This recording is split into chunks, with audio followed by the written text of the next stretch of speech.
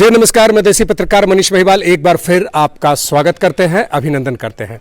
दोस्तों, अभी हम आपको लेकर के पहुंच चुके हैं हाजीपुर के एक छोटे से प्यारे से पंचायत में जिसका नाम है बिष्णुपुर बसंत। इस पंचायत में जो एक नया कैंडिडेट मेरी नज़र में आया है वो मतलब मैट्रिक पास, आईए पास, बीए पास और सारा सीबीएसई आईसीएसई डिपार्टमेंट से, और इस बार ये कैंडिडेट इलेक्शन में खड़े हैं। कई बार हम लोग ये जानने की कोशिश करते हैं, ये कहते हैं कि भाई वो कैंडिडेट पढ़ा लिखा नहीं है। लोग कहते हैं बिहार में महिलाएं, अभी आपको पता है कि सबसे अधिक पूरे भारत में महिला सिपाही बिहार में है, सबसे अधिक महिला सिपाही बिहार में है। तो आपको हम बता दें, अभी जिस कैंडिडेट से हम बात करने जा रहे हैं वो बजाबते ज़बरदस्त पढ़ी लिखी है, और हम लोग यही डिमांड करते हैं कुछ ऐसा कैंडिडेट आए जो पढ़ा लिखा हो, समाज को जान सके, तभी वो कुछ काम कर पाएगा। जी नमस्कार, नमस्कार, आइए, स्वागत है। थोड़ा सा हमारे कैमरा वाले बउआ थोड़ा सा आगे आ जाओ। जी भाई जी, आपका परिचय? मेरा नाम दीनानाथ शुक्ला है, बिशनपुर बसंत पंचायत में घर है। आप इतना नर्वस टाइप के क्यों है? खाना वाना खाए हैं कि नहीं? नहीं खाए हैं। जी मैडम नमस्कार, एक बार आपका नाम जानना चाहते हैं। मेरा नाम शिखा शरद है और मैं बिशनपुर बसंत पंचायत से मुखिया पद की उम्मीदवार हूँ। ये मैंने अपने दर्शक को बोल दिया है, अच्छे से बोल दिया है। अच्छा मैडम, ये हम जानना चाहेंगे कि अपने क्वालिफिकेशन के बारे में बताएं, पढ़ाई के बारे में बताएं। जी, मैंने 10th माउंट कार्मल स्कूल से किया है। Mount Carmel Patna? हजारीबाग। मतलब माउंट कार्मल में एडमिशन लेना बहुत ही टफ है। मैंने खुद अपने बच्ची को माउंट कार्मल में एडमिशन कोशिश किया, लेकिन मतलब नहीं, मतलब ब्रिलियंट स्टूडेंट ही माउंट कार्मल में, नॉटे डेम में, सेंट जोसेफ में एडमिशन ले पाते हैं। आगे मैंने 12th सेंट जेवियर से किया है। ग्रेजुएशन मैंने सेंट कोलंबस कॉलेज से किया है। क्या बात है। और पीजी मैंने विनोबा भावे यूनिवर्सिटी से किया है। मैडम, ये सब करने के बाद आपको कौन बोला इस गांव में आकर के सेवा देना? क्या क्या सोच करके आई हैं? इस गांव में जो भी समस्या है, सड़क नहीं है, उपचार केंद्र नहीं है, इस गांव में बिजली की दिक्कत है। चाहते इतने पढ़ने लिखने के बाद आप यहाँ पंचायत मुखिया कैंडिडेट क्यों बनना चाह रही हैं, क्यों आई हैं यहाँ? सबसे पहले तो मेरी जिस घर में शादी हुई है वो फैमिली शुरू से ही समाज सेवा से जो है जुड़ा रहा है, तो उसी को देखते हुए इस गांव में जो समस्या है, पिछले 20 वर्षों से जो कार्य गांव में नहीं हुआ है, वो कार्य को पूरा करने का संकल्प लेकर आई हैं। पिछले 20 वर्षों से जो कार्य इस पंचायत में नहीं हुआ है, उस कार्य को पूरा करने का संकल्प मैं यहाँ लेके आई हूँ, और अगर सब लोगों का सहयोग रहा तो मैं वो काम ज़रूर पूरा करूँगी। चलिए, हमारे तरफ से ढेर सारी शुभकामनाएं। ये हम जानना चाहते हैं कि आपके फैमिली मेंबर में कौन आपके साथ है, जो आपको प्रमोट कर रहे हैं, आपके साथ कंधा से कंधा मिला करके, आपका उंगली पकड़ कर खड़े हैं? मेरे फैमिली में सारे लोग मेरे साथ हैं। कोई सीनियर जो वरिष्ठ जो है, जो आपको मार्गदर्शन? मेरे ससुर जी। क्या नाम हुआ उनका? प्रोफेसर विवेकानंद शुक्ला। अच्छा, विवेकानंद, वो जो मुजफ्फरपुर स्कूल में, वो कॉलेज में कुछ बड़े पोस्ट में, वो आपके ससुर हुए? जी। तो मैडम, क्या विवेका जी से बात हो सकती है हमारी? जी, चलिए मैं आपको उनसे बात करवा देती हूँ। जी धन्यवाद। आइए, तो हम पहुंच चुके हैं। जी विवेकानंद जी नमस्कार, कैसे हैं? जी ठीक है। अभी ये कैंडिडेट से मिले, पता चला कि वो आपके फैमिली मेंबर हैं और अभी इलेक्शन में खड़ी हैं और उनको आप प्रमोट कर रहे हैं, तो और वो बहुत पढ़ी लिखी हैं। अभी उनसे हमारी बातचीत करके लगा कि इतनी पढ़ी लिखी लड़की, औरत अगर समाज में आती है, काम करने आती है, तो अपना बिहार, अपना देश आगे बढ़ सकता है। अभी जो लोग इलेक्शन में हैं, कई तो अंगूठा छाप है, जो आपको बताने की जरूरत नहीं है, जो कुछ सोच नहीं पाते हैं, अपनी बात रख नहीं पाते हैं। तो ये आपकी कौन लगती है? हमारी बहू है। बहू है? बहू। चलिए, तो क्या सोच करके, मतलब आने वाले समय में क्या प्लानिंग है? अगर ये यहाँ वो जीतती हैं तो जो गाँव है आपका बिष्णुपुर, क्या कर सकते हैं इसके लिए? कुछ तो सोच होगा आपका। हाँ बिल्कुल है। देखिए, जब से ये पंचायती राज व्यवस्था लागू हुआ और पिछले 20 वर्षों में 4 चुनाव हुए हैं, और आप देखेंगे घूम करके इस पंचायत का जो एरिया है, तो आपको लगेगा कि किसी क्षेत्र में यहाँ कोई काम आज तक सही अर्थ में नहीं हुआ है। तो आप, मेरा लक्ष्य है, मैंने उद्देश्य बनाया है कि यदि जनता का सहयोग हमको प्राप्त हुआ तो इस पंचायत को आदर्श पंचायत के रूप में विकसित करना हमारा उद्देश्य होगा। अगर आपका कैंडिडेट जीतता है तो? जो यस। चलिए, तो एक दर्शक के लिए है कि अगर यहाँ से बिष्णुपुर बसंत से इनका कैंडिडेट जीतता है तो इस पंचायत को आदर्श पंचायत बनाने की कोशिश करेंगे। तो आइए हम आपको दिखाते हैं कैसा होता है आदर्श पंचायत।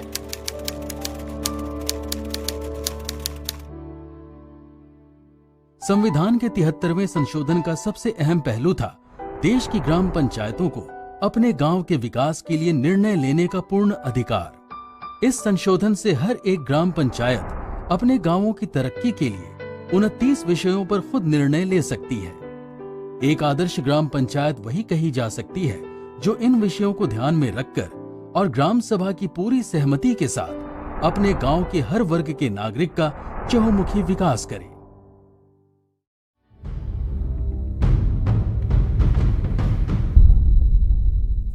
जैसे ही हम प्रधानमंत्री नरेंद्र मोदी के गोद लिए आदर्श गांव में कदम रखते हैं तो पहली नजर इन सभी आधुनिक सुविधाओं पर पड़ती है।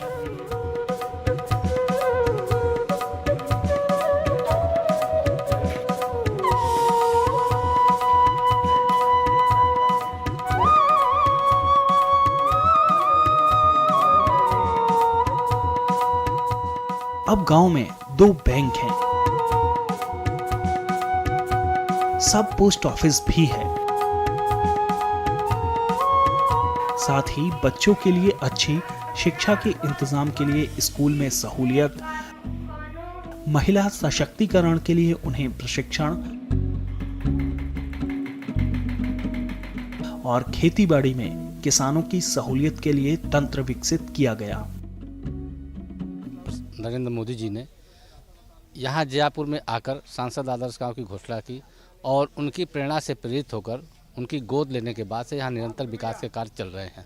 अब सोचिए कि किसान खून पसीना से कमा के एक दाना जुटाते हैं, अगर उसका फ़ायदा नहीं मिलेगा तो क्या करेंगे बेचारे।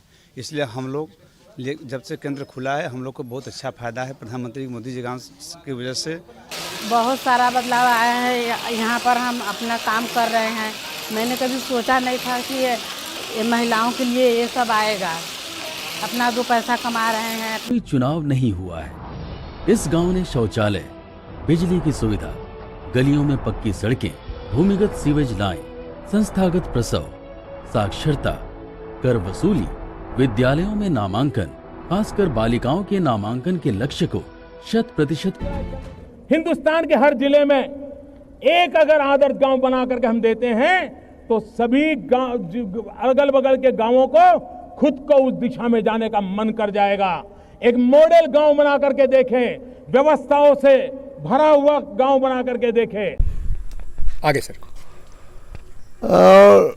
देखिए ऐसा है कि हम जिस परिवार में पैदा लिए, पले बढ़े और शिक्षा ग्रहण किया। नहीं, शिक्षा के क्षेत्र में बिहार से बाहर भी जाते हैं तो लोग आपका चर्चा करते हैं, लोग आपको जानते हैं, पहचानते हैं। तो सवाल यह है कि हमारे परिवार का संस्कार ही आरंभ से विकास की ओर रहा है। इसका हम उदाहरण दे सकते हैं कि देखिए हमारे पिताजी बहुत पढ़े लिखे लोग नहीं थे, किसी तरह दस्तखत करना जानते थे, लेकिन मानसिक रूप से वे इतने विकसित थे कि दर्जनों गांव में जो समस्या आती थी उसके समाधान के लिए उनको बुलाया जाता था और जाते थे और समस्या का निदान अपने स्तर से करने की कोशिश करते थे। तो अब चूँकि हमने यहाँ मैट्रिक पास किया, उसके बाद कॉलेज की शिक्षा ग्रहण किया, तो हम देखते हैं कि समाज में किस तरह की गड़बड़ी है, सामाजिक स्तर पर भी, आर्थिक स्तर पर भी या दूसरे स्तर पर भी। तो हमने अनुभव किया है कि यदि अब देखिए जैसे अभी हमारा जो जनप्रतिनिधि मुखिया है वो कुछ लिखना पढ़ना नहीं जानता है।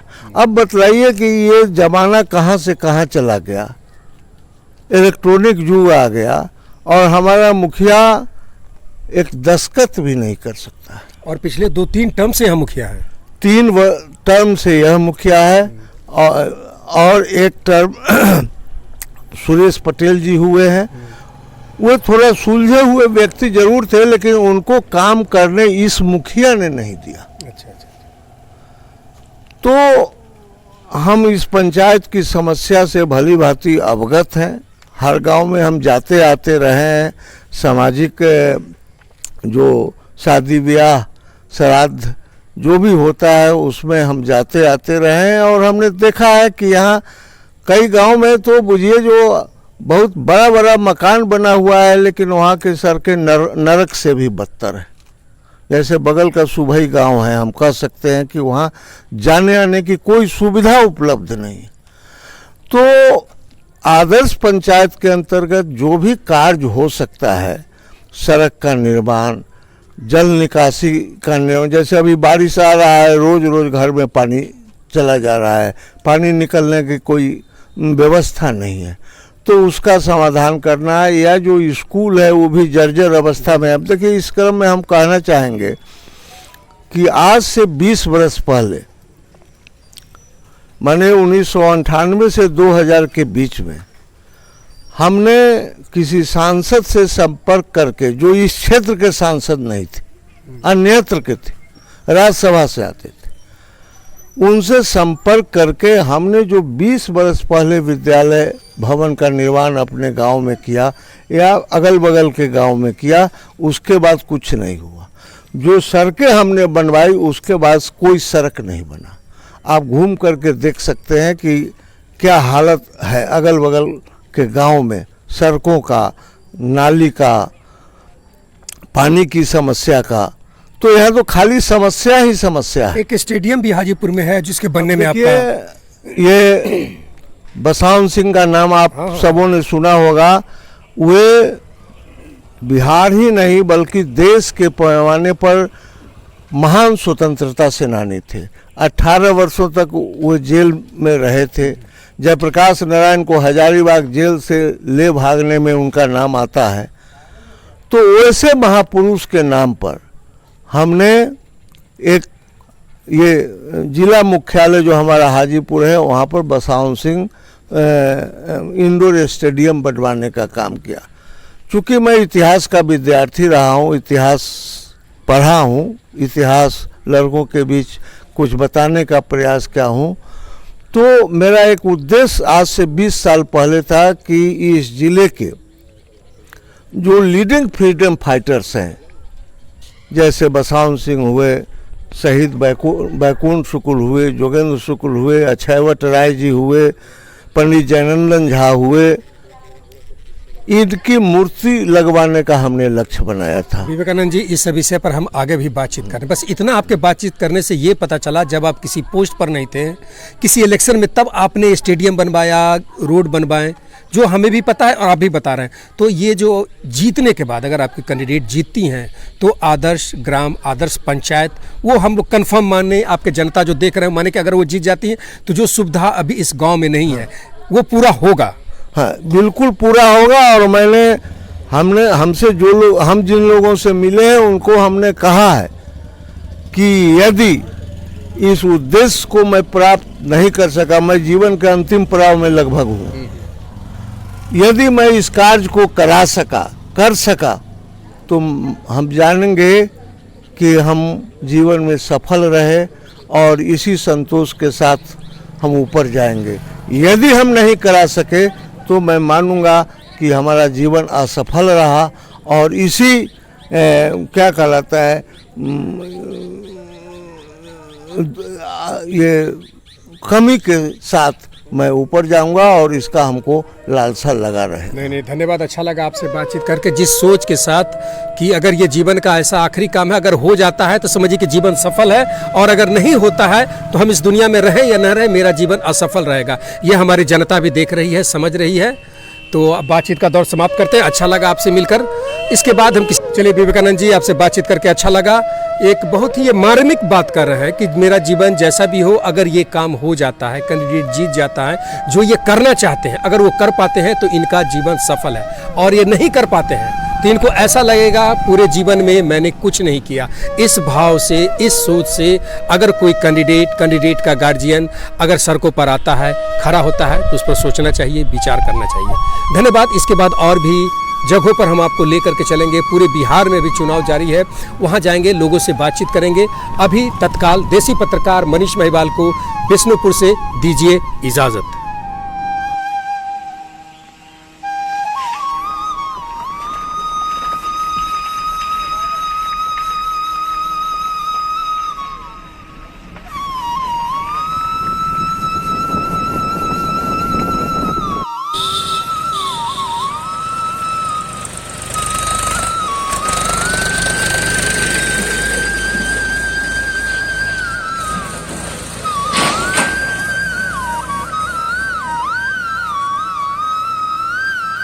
ये था विष्णुपुर पसंद।